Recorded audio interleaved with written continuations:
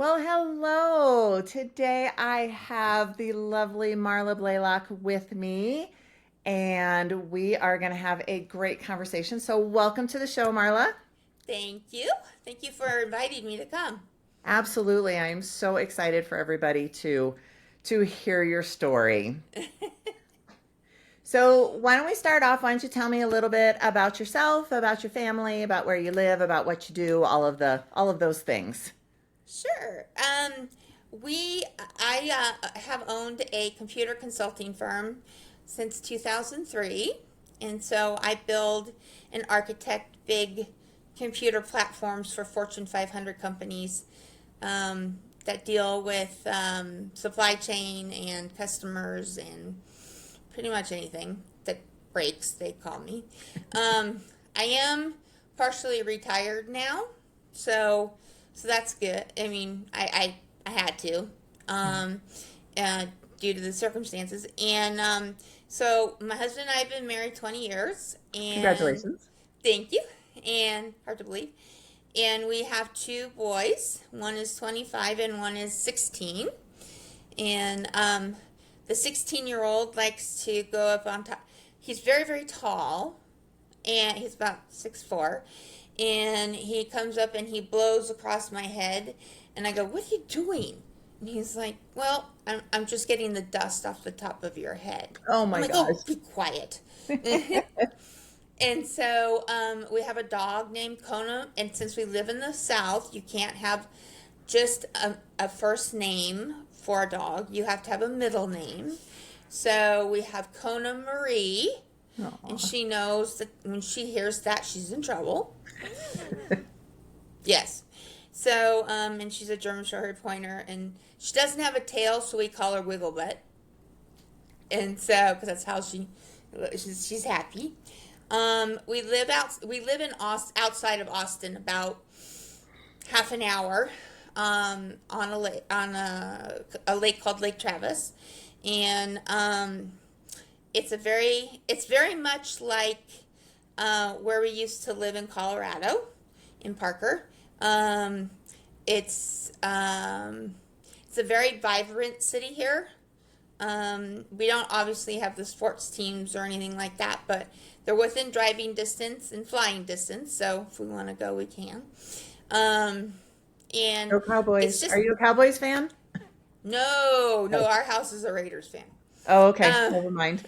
and so, uh, but we have found that we love it here. We've been here 10 years. Lovely, lovely. Yeah, I yeah, love Texas. I think it's yeah, beautiful. It's also very humid, but it is beautiful. yeah. Well, it depends on where you are. Like Austin sits in like a special place in the hill country where it doesn't get as muggy as it does like down by Houston or up by Dallas. Oh, So nice. it's got lots of wineries here, lots of distilleries, things like that. So it's become like the new Napa Valley. Oh, awesome. All right. Hmm. That's on my list of places to go Mm, visit. yeah, absolutely. Come on down. All right. All right. So tell me, Marla. So let's get into your story a little bit Hmm. and take us back to, I think it was 2013. Uh-huh. Yeah, yeah. I had just accepted a new position at a company, and I felt a lump, and so I said, "No, that's probably nothing." So I just, well, first I wasn't feeling well, and I really wasn't feeling well at all. I felt like an estrogen ball, and went to my doctor, my PCP, and I said I really just don't feel well, and he gave me some diuretics, told me to walk, and not eat so much. Yeah. So, um, fast forward to August of 2013. I found a lump, so I went in and got it checked or whatever. And it was breast cancer on the left side, and the right side was ready to go. And the tumor had blown out, and it looked like a spider vein on the ultrasound screen. And so it hit the lymph nodes, and they took out 15 lymph nodes, something like that. Yeah. Okay. So I went through chemo and I went through radiation and I worked the entire time. I Wow. was doing it. Yeah, I worked the entire time. And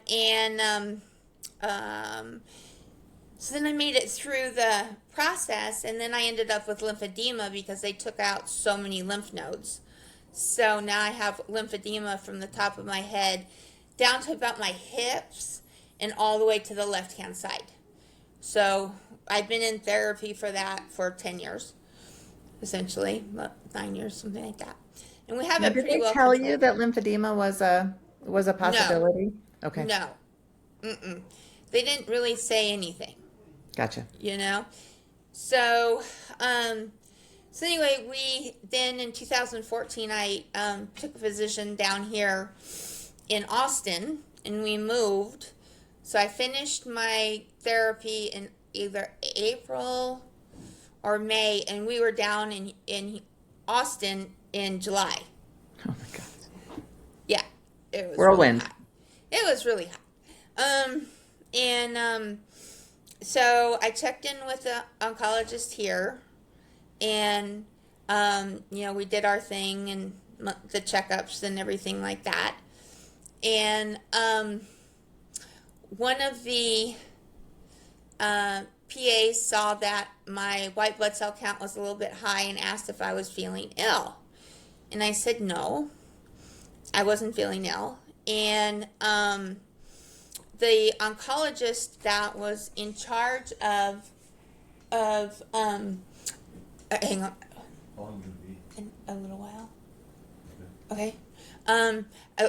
In charge of taking care of me, we actually ended up in an argument. And I had a reaction to one of the drugs, the estrogen, one of the estrogen blockers. And so at that point, she said, well, then I'm not going to give you anything. And so, needless to say, I went through several years of not having any protection from estrogen. And that PA asked me if I was feeling all right, she ordered a CAT scan. And the CAT scan picked up a shadow in my spine. And so they immediately did looked at it, and I was called back in, and I was told that I have stage 4 metastatic breast cancer that had moved to the spine. And when was this? This was in 2018 in August. Okay. So were you being, I guess, monitored for that, 4-year time period, or were you just Not done and then this really, happened? not really, not the way it should have been done. It Gotcha. was not clinically, it was not clinically proper, I guess, is the only way I Okay. can put it.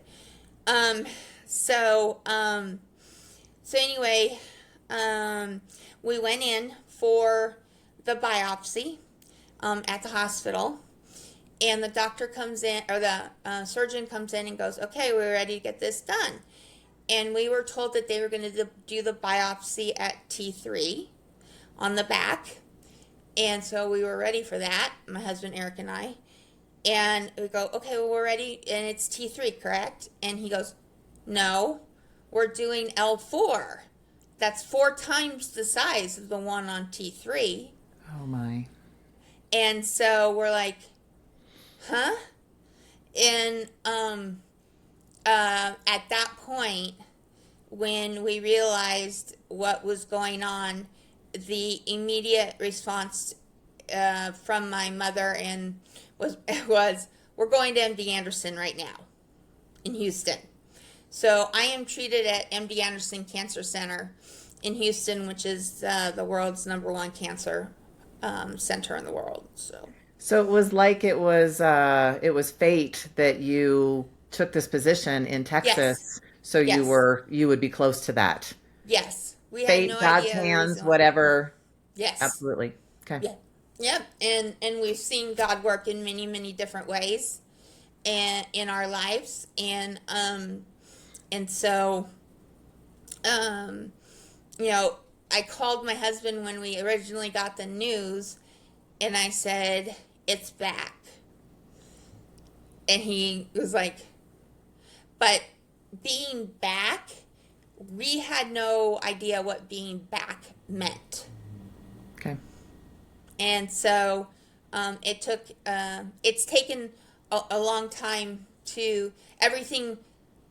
When you have stage 4 metastatic, it's a fluid disease and it's a daily disease. So some days you're fine, other days not so fine. Commitments are much harder to make because you have appointments that you have to go to and scans and everything else. But now, we're working through it, and we've got our schedule, and I actually ran out of FDA drugs last year, so there were no more FDA drugs approved for me anymore. So what do you mean that you ran out? Like what was We available was use, no longer working or mm-hmm, okay, yep, I had no options gotcha. for FDA drugs. So we made a decision of doing clinical trials. So explain And clinical trials a little bit. okay, so clinical trials are where, and they're different phases, and it can go up to 10 phases or whatever, but um, these trials test out drugs on humans. Like I'm a phase 0, phase 1. So I test the drugs after they come off the animal. Okay. Like I'm one of the first humans to try it. Like the first trial I had, there were 28 of us in the world on it to see what happened. Okay. The second one that I'm on currently has 54. So in what like is the trial like a set amount of time? Is it looking for specific It's looking for things? specific things. Okay. And the companies that sponsor the trials don't tell you exactly what they're looking for. They just have protocols of this is what we need to gather at this rate and blah blah blah. You give your life up for clinical trials. Interesting way to put it. Okay.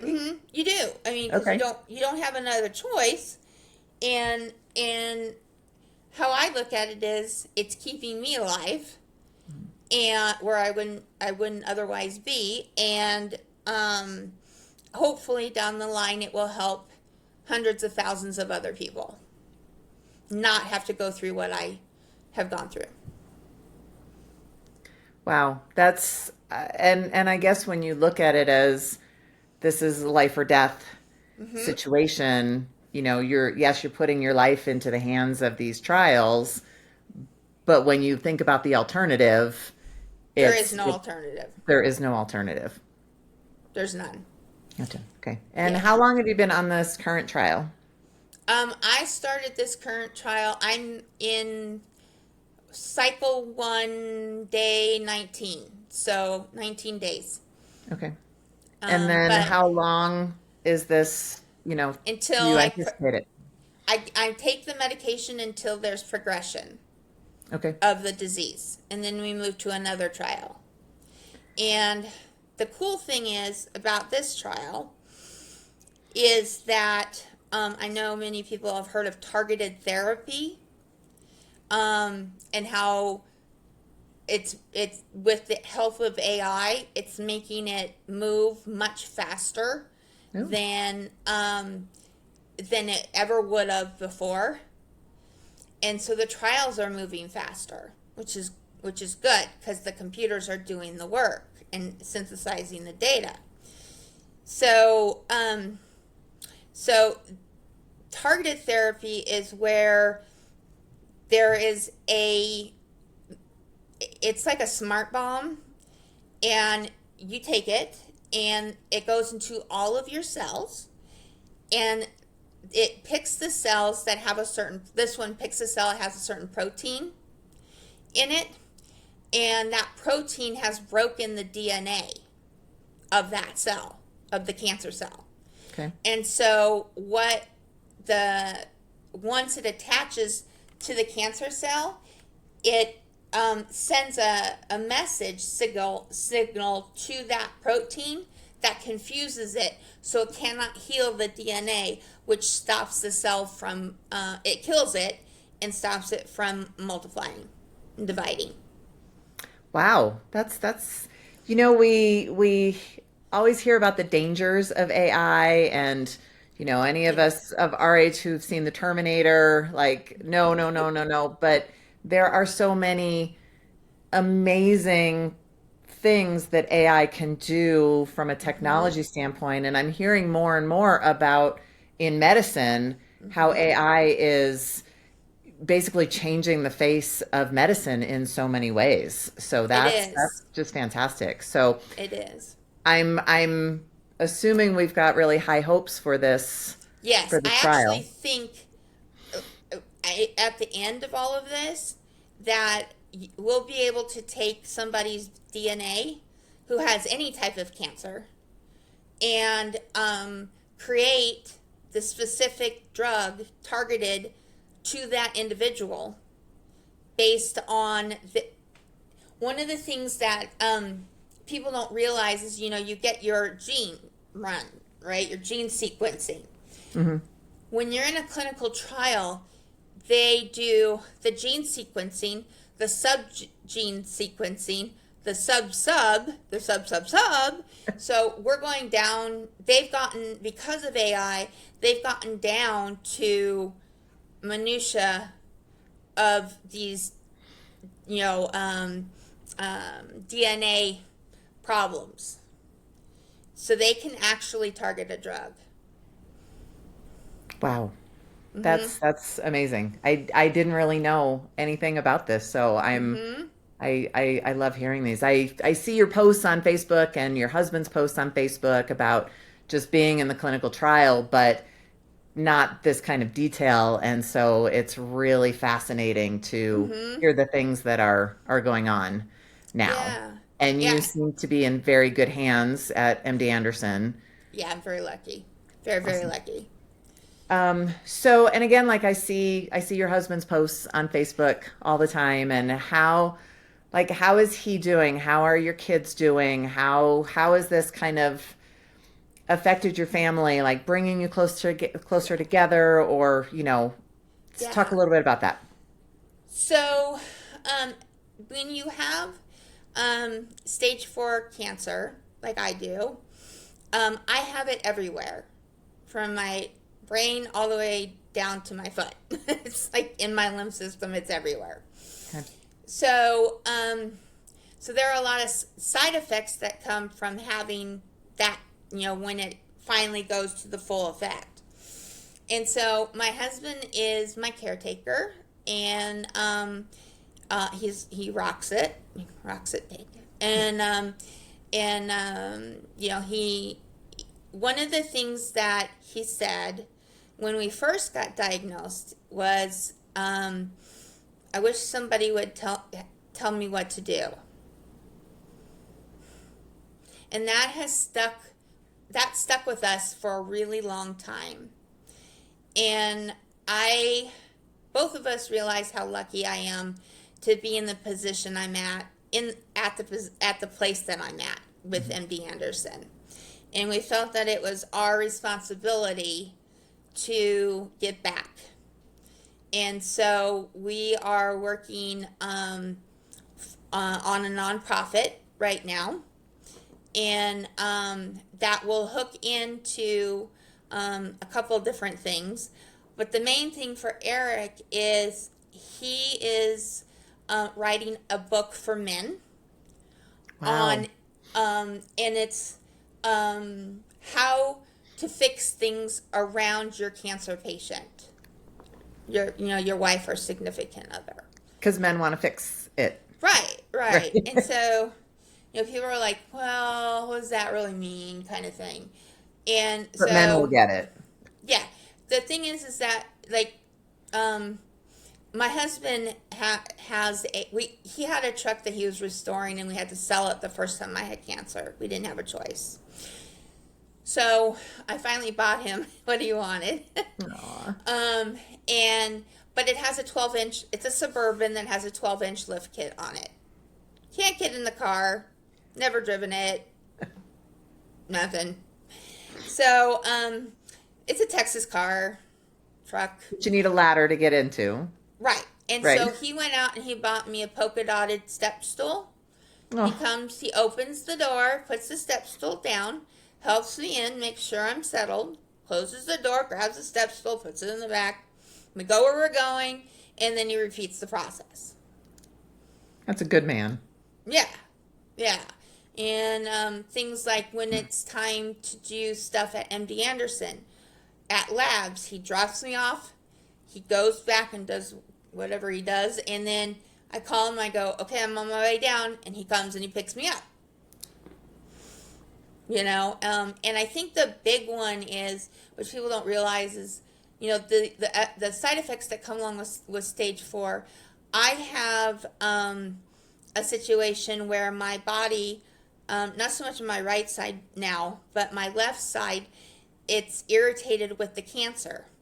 And so the actual wall, the chest wall, is irritated. And so it creates lung fluid or pleural fluid. And a lot of people hear, well, you have a pleural effusion kind of thing. That's just a pool of fluid in your lung.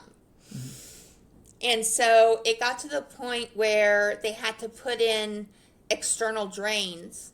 And my husband actually drains my left lung every night to make sure that I can breathe. Because it was to the point that I was drowning. Wow. Mm-hmm. And it was in both lungs at one time. Now it's just in one. But literally I was drowning.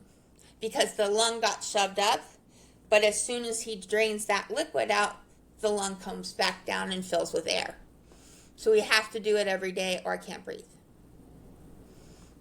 I think we forget a lot of times about what it's like for the caretakers because everything is Mm-hmm. focused on the person with cancer, and not to diminish that at all, but the caretaker tends to get forgotten in many ways. Mm-hmm. It's just, hey, this is what you're supposed to do, and we need to Right. focus on this. So I love the fact that you're bringing up how much he does and how Mm-hmm. important it is to honor him Yes. and praise him, Uh-huh. for doing all that. And I mean, yes, marriages for better, for worse, and sickness and Right. health and all But that, this but is, that yeah, doesn't mean if you can go necessarily through that something somebody's going really to do that. yucky and make your relationship better, that's a real feat. And so that's why he's writing the book, because he's like, you know what, it's going to be yucky, you're going to have times where it's yucky, man up. It's pretty much his whole thing, right? It's like, this is what you're going to experience. You might not, but these are the tips that I have.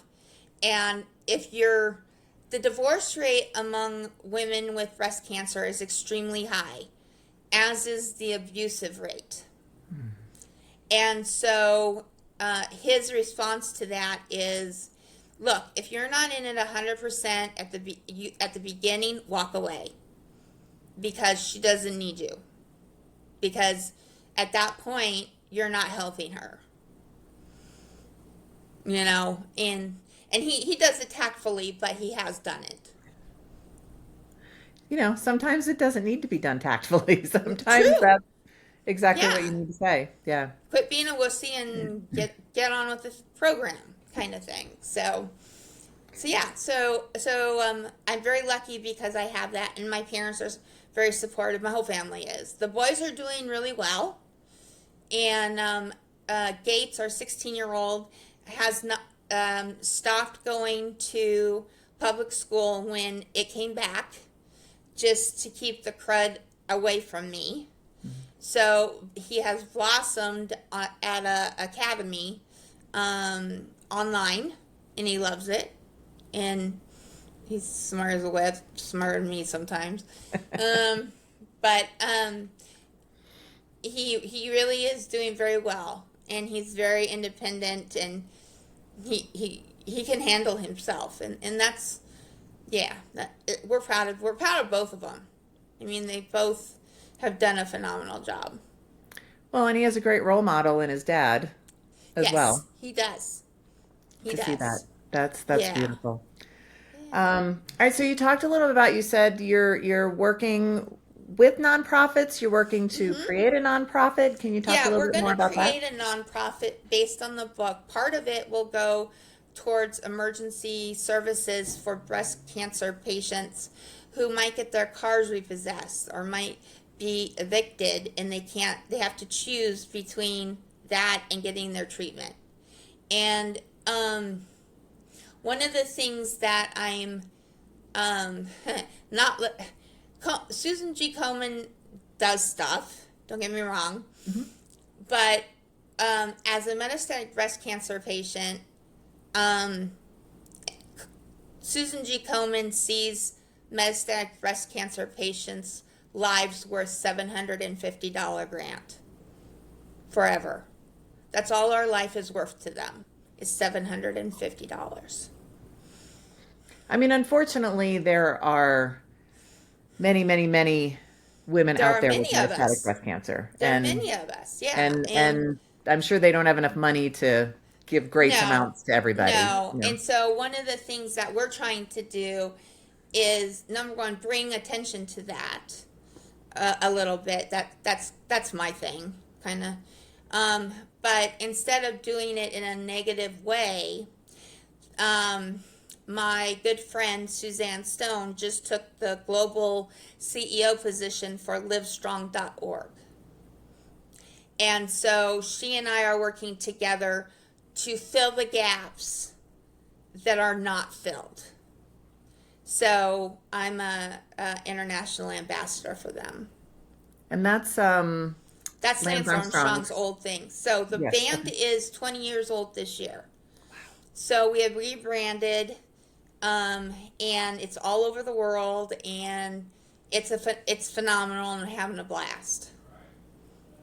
That's fantastic. I Yeah. love, the more stories that I'm hearing, I am loving the piece of there's something about receiving a diagnosis like this that Mhm. makes you really want to impact the world or Mhm. your little small slice of the world, and the things that people are doing in the Mhm. face of a diagnosis to be able to help other people is just so inspiring. Like, I'm loving Mhm. hearing all, like, the different things that people are doing to be able to help other people going through this. And Right. I love that. And so you've got Live Strong, you've got Susan B. Komen, and then this new nonprofit that you are working Yeah, and I toward. don't do a lot with Susan. I just kind of remind them that we're worth more than $750. But I think the thing is the most important thing is when you get diagnosed with this and they tell you it's terminal. They never give you a date at MD Anderson because they always have something new, right? But Well, and eventually it'll come. Everybody, it comes for everybody. But the interesting thing is that you look at life very differently. And I think that's why people give more, because when you hear that word of terminal, so many people carry baggage around for their entire life.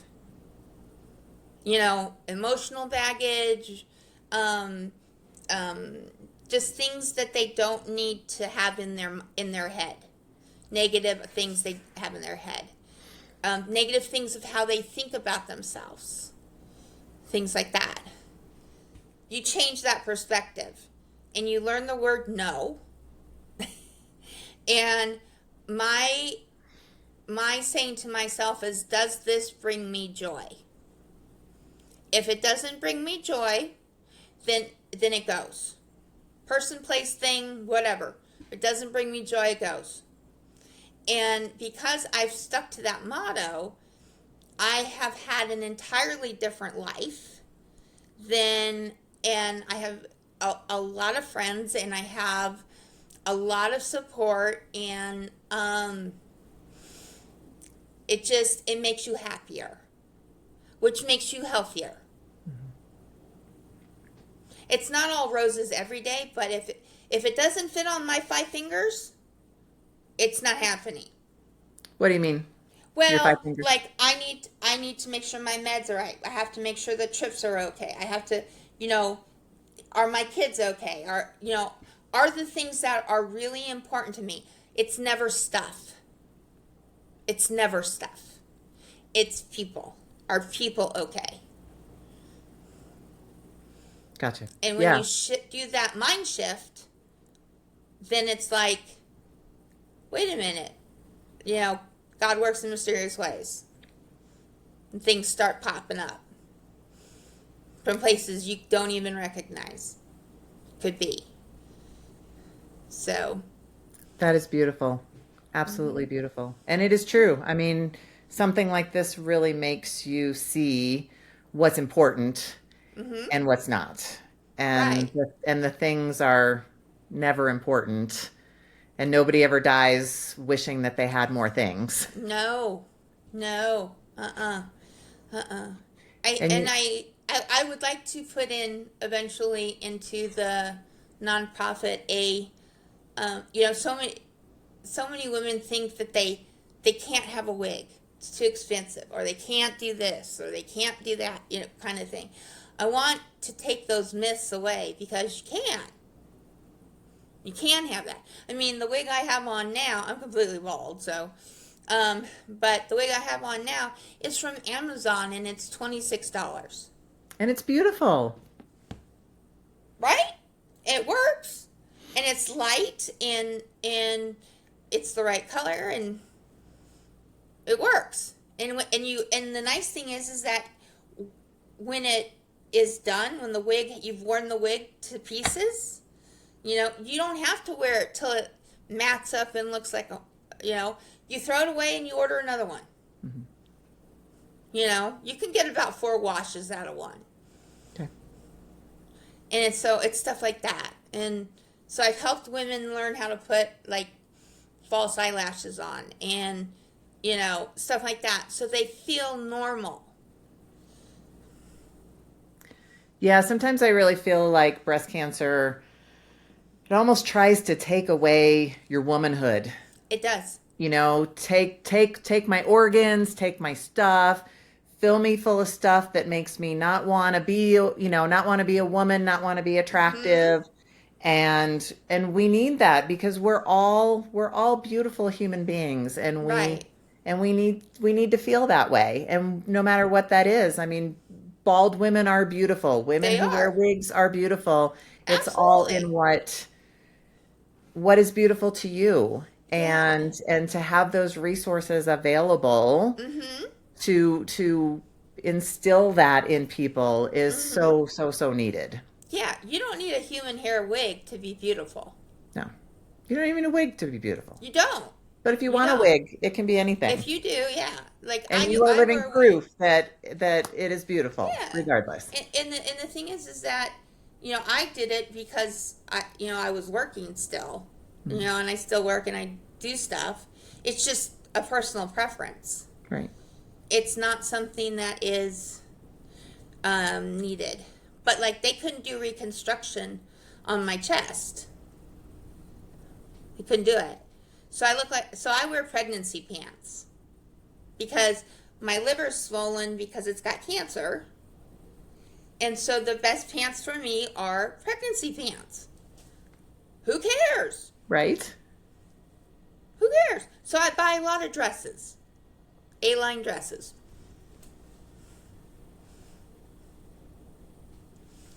That's beautiful. I love Yeah, that. I love yeah. that you're just you know what works for you, Hmm. and everybody else be damned. That's right. Right. Exactly. Exactly. And you know what? The thing is that you will find, you know, when you lay your head down at night every single night, your day is done. And you never have to live that day again. So if you have a really yucky day, um, and you lay down and you put your head on your pillow, you don't ever have to live that day again. Ever. So you just kind of pick yourself up the next morning and you go. And if that means you get up at 9:30 instead of 7:30, you get up at 9:30. If you have that luxury. You know what I mean? Mm-hmm. Yeah. One of my favorite sayings is every day above ground is a good day. Yep. Absolutely. Exactly. And live your life to the fullest, as many full days as you have. That's right. Exactly. So Marla, where can people find you if people want to get in touch with you, if people want to connect with you, if people want to learn more about the nonprofit things that you're doing and the book? How can people get in touch with you? You can reach me. You can just Google me. Yeah. And we'll put this in the show notes. Yeah. Where people can find you. Yeah. You can find me on Facebook. You can find me on. I don't use Instagram very much. I use LinkedIn. Okay. And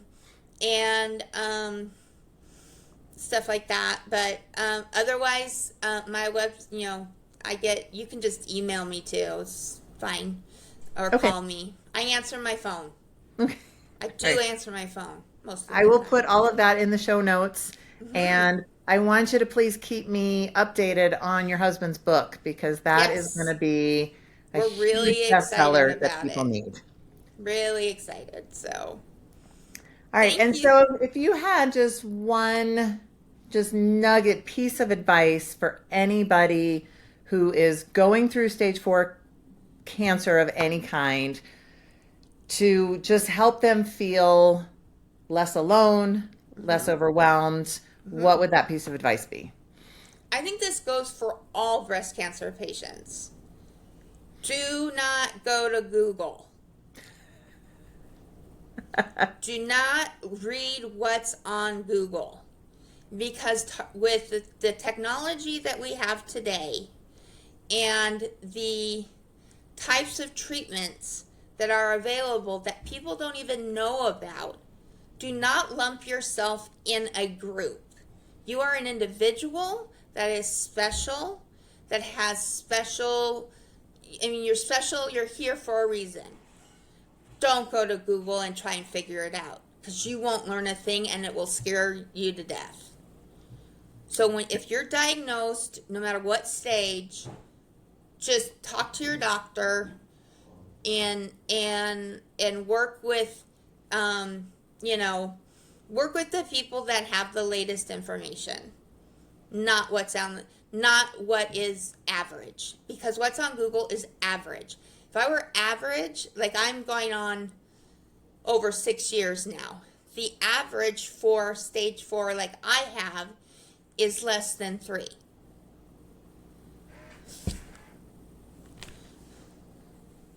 So And if you don't like what your doctor says, find another leave. doctor.